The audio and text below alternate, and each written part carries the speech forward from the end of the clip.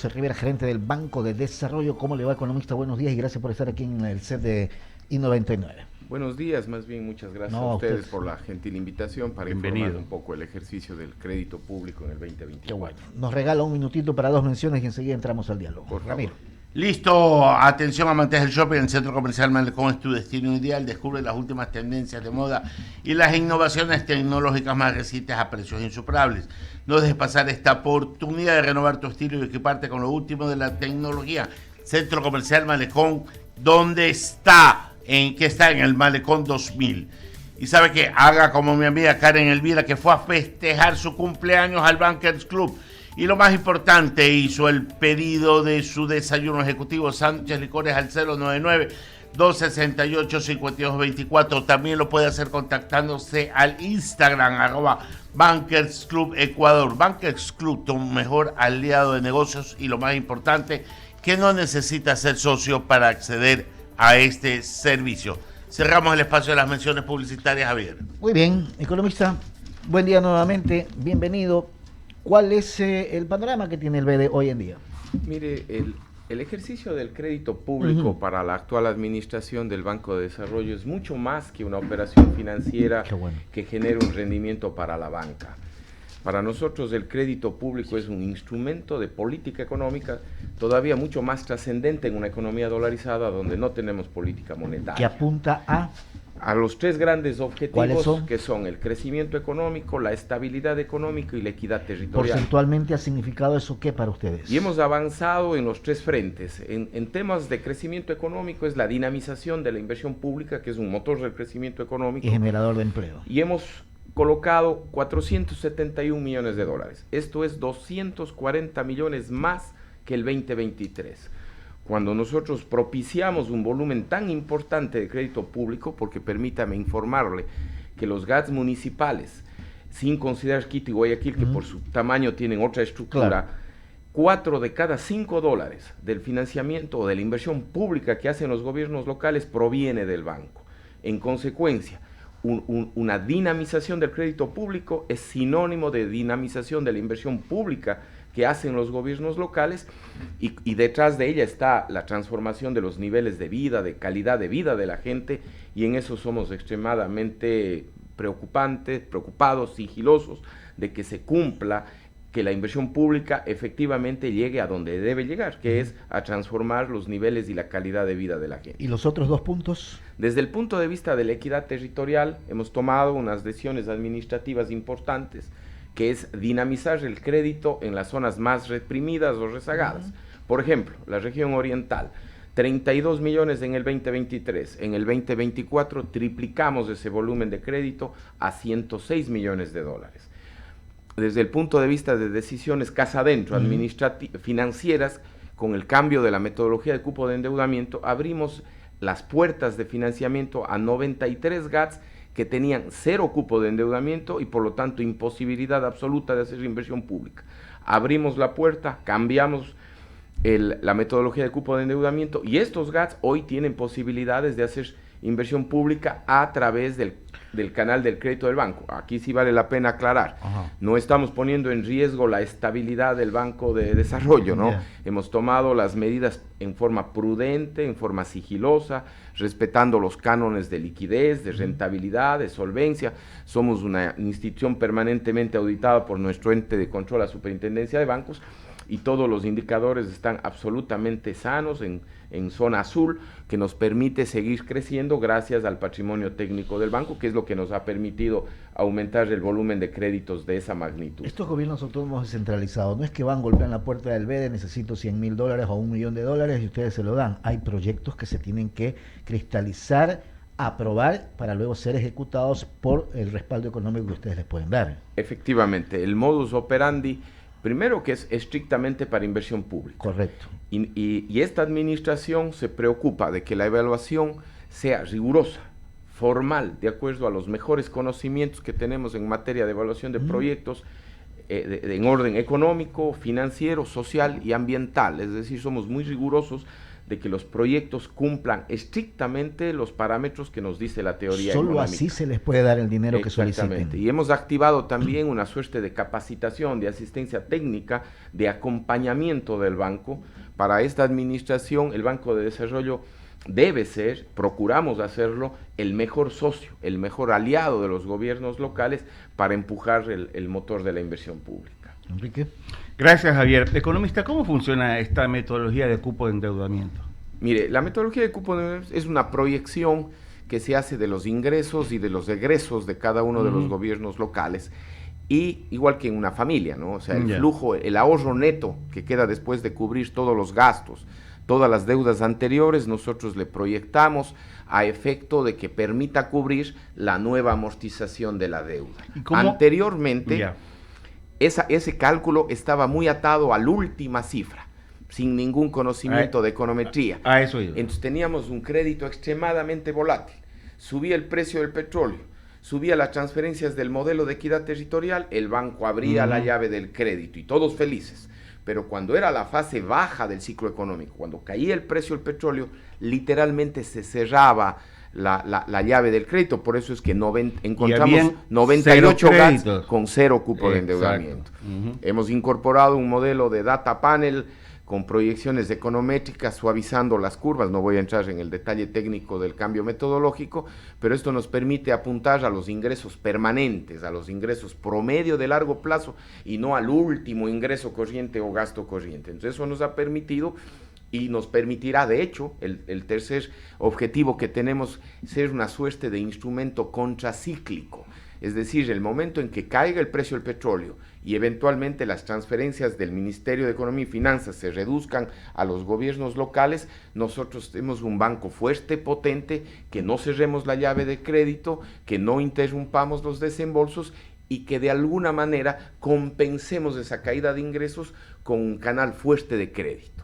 El petróleo sigue siendo entonces un fiel de la balanza, un indicador, de acuerdo a lo que usted señala. Claro, sin lugar a duda, nosotros somos una economía que dependemos muchísimo del precio del petróleo, más allá de que también ha habido una importante reforma tributaria en los últimos años que ha ido permitiendo que los diferentes impuestos sean parte de la estructuración de ingresos, pero claro, evidentemente somos una economía que todavía dependemos muchísimo del precio del petróleo. Y en el tema de los GATS, por decirle de alguna manera, porque sí, una de las críticas que se ha hecho es la falta de inversión de obra pública.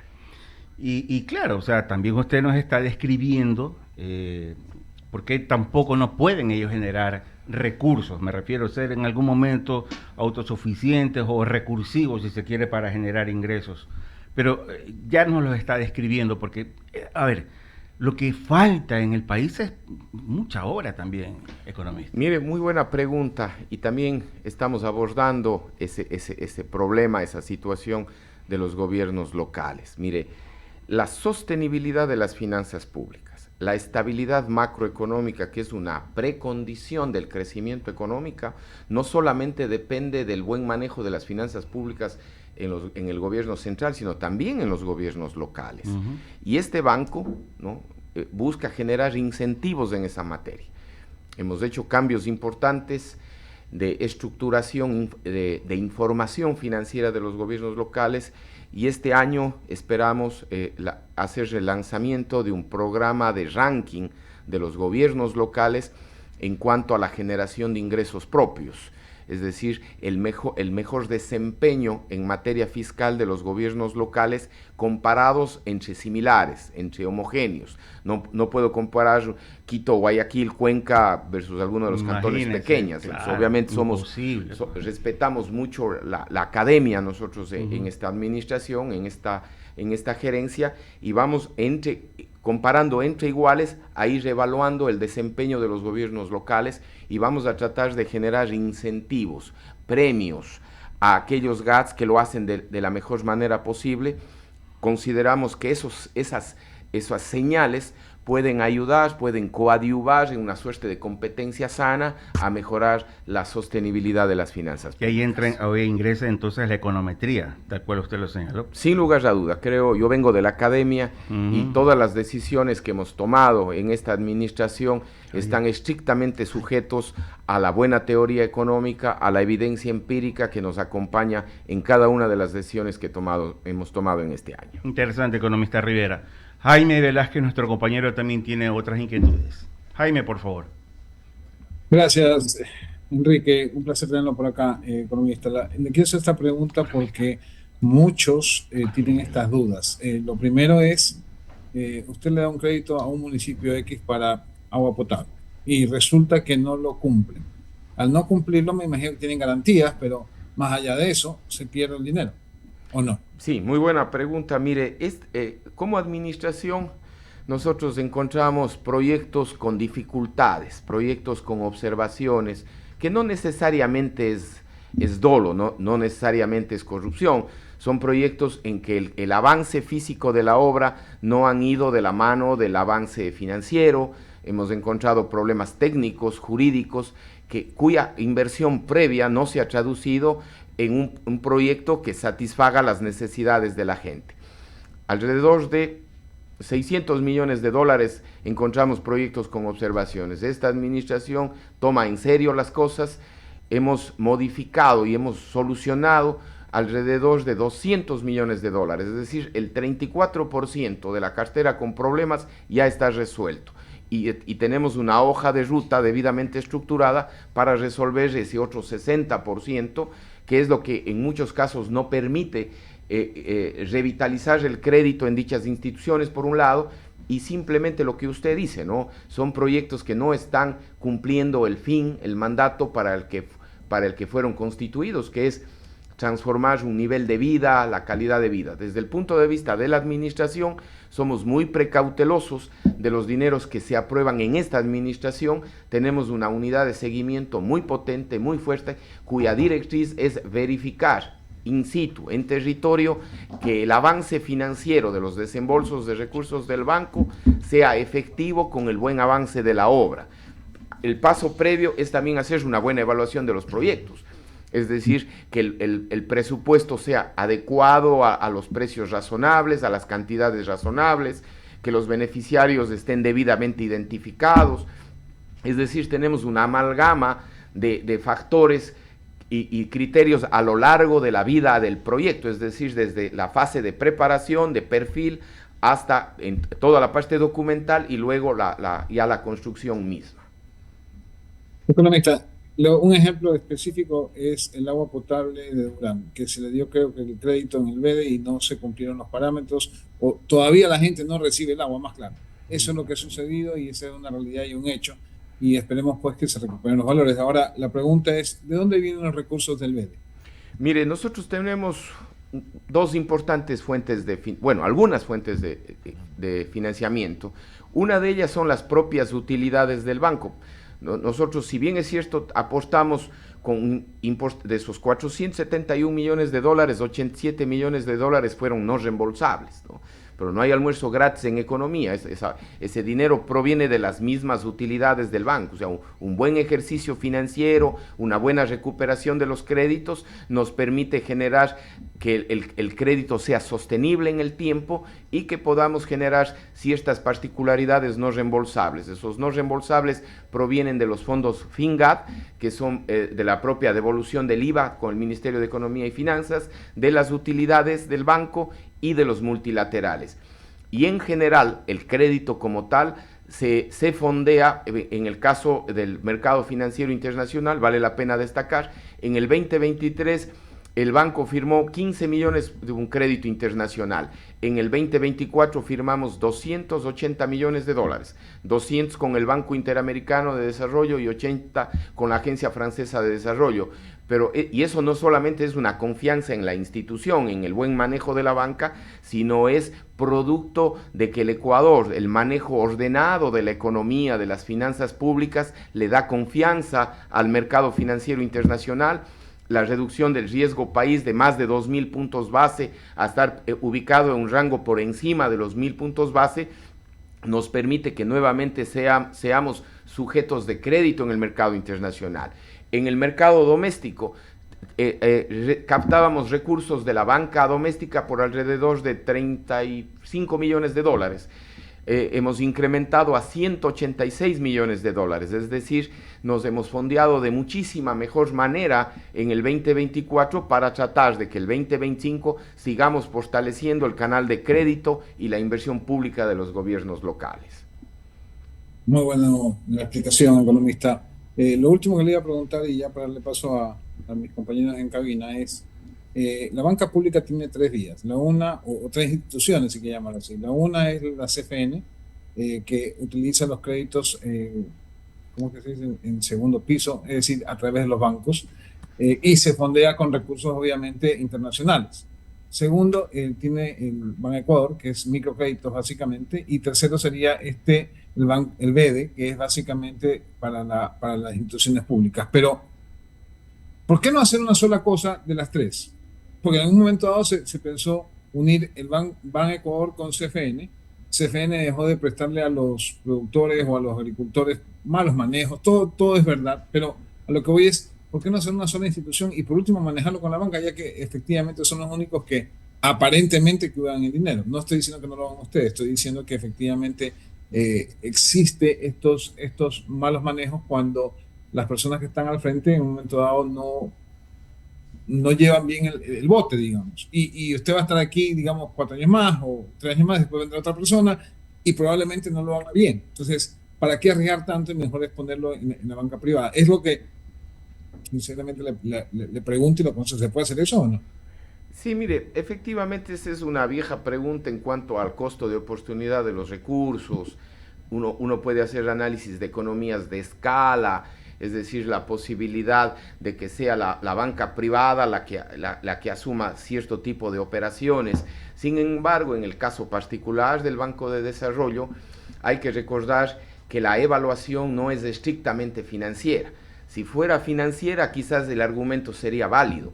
Sin embargo, desde el punto de vista social, desde el punto de vista económico, cuando tenemos criterios de evaluación económica y financiera, nosotros utilizamos los precios sombra, calculamos los beneficios y las externalidades positivas o negativas de un proyecto, los beneficios económicos que no necesariamente son relacionados con el flujo de dinero de una cuota de amortización. Esos criterios que son analizados desde el punto de vista del sector público, desde el punto de vista del país como un todo, no son criterios que lo maneja la banca privada.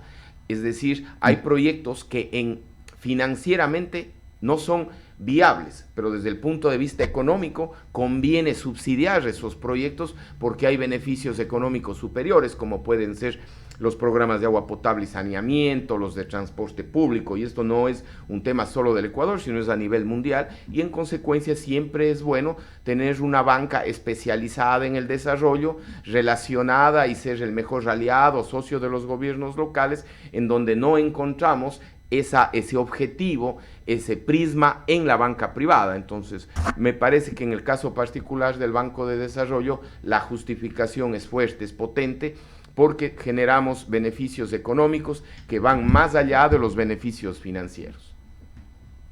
Muy claras sus respuestas, economista. Le doy paso a mis compañeros en cabina. Adelante. Gracias, Jaime, economista. A medida que el tiempo pasa en relación a las administraciones de la entidad como tal del Banco de Desarrollo, que es un organismo sin duda fundamental para el desarrollo de las regiones medianas y pequeñas en este caso, ¿ha habido ese cambio de mentalidad, por así decirlo, para el desarrollo de las necesidades de estas regiones pequeñas? Yo creo que hay que generar incentivos en esa línea. Okay. Le comentaba al inicio de la entrevista, una decisión administrativa nuestra, de esta gerencia, fue tripliquemos el volumen de créditos en el Oriente. ¿Que no existía antes? Triplicamos, o sea, pasamos de 32 a 106 millones. Es decir, le pusimos a las gerencias zonales a trabajar fuerte en las zonas más deprimidas. Gobiernos locales que no tenían acceso a crédito, hoy lo tienen, más de 90 GATS. Hemos puesto un actor relevante en este mismo año y esperamos que sea más fuerte el 2025, que son los gobiernos parroquiales. Ha sido un trabajo del BEDE para poderle digo yo, transmitirle a los gobiernos autónomos descentralizados? Porque a veces los GAT sienten como temor ir al BEDE a pedir el préstamo o presentar el proyecto para poder tener la plata. Es como que no me quiero endeudar, por así decirlo. Bueno, yo creo que más que un temor al endeudamiento, porque es una deuda de inversión pública, existe quizás desconocimiento, de cómo hacer el proceso, trámites complicados, y qué es lo que hemos hecho como gerencia. Simplificar los trámites, transparencia, línea directa. Cualquiera de las autoridades parroquiales, municipales o provinciales tienen mi número telefónico, del gerente general, tienen el número de sus gerentes zonales.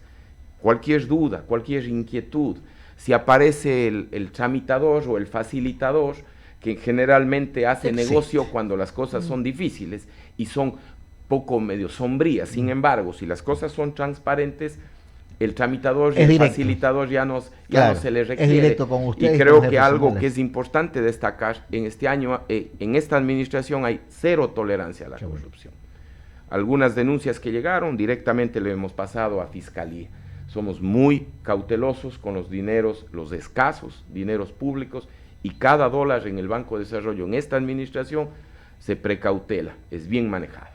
Economista, agradecerle por haber estado con nosotros esta mañana. A ustedes, muchas gracias. Y sigan adelante, ojalá que se cumplan los objetivos en este 2024, mucho más de lo que se cumplieron en el 2024. Sí, mire, ¿no? si el 2024 nos fue bien, consideramos que con las decisiones tomadas del 2025 será mucho mejor para beneficio de todos los ecuatorianos y en una gran alianza con los gobiernos locales por el desarrollo del país para que llegue a todas las zonas, grandes y pequeñas. Muchas gracias. El economista Carlos Rivera, gerente del Banco de Desarrollo, con nosotros, conociendo un poco más de esta política que tiene la institución en favor del desarrollo de las regiones de nuestro país a través de los gobiernos autónomos descentralizados. Vamos a hacer la pausa.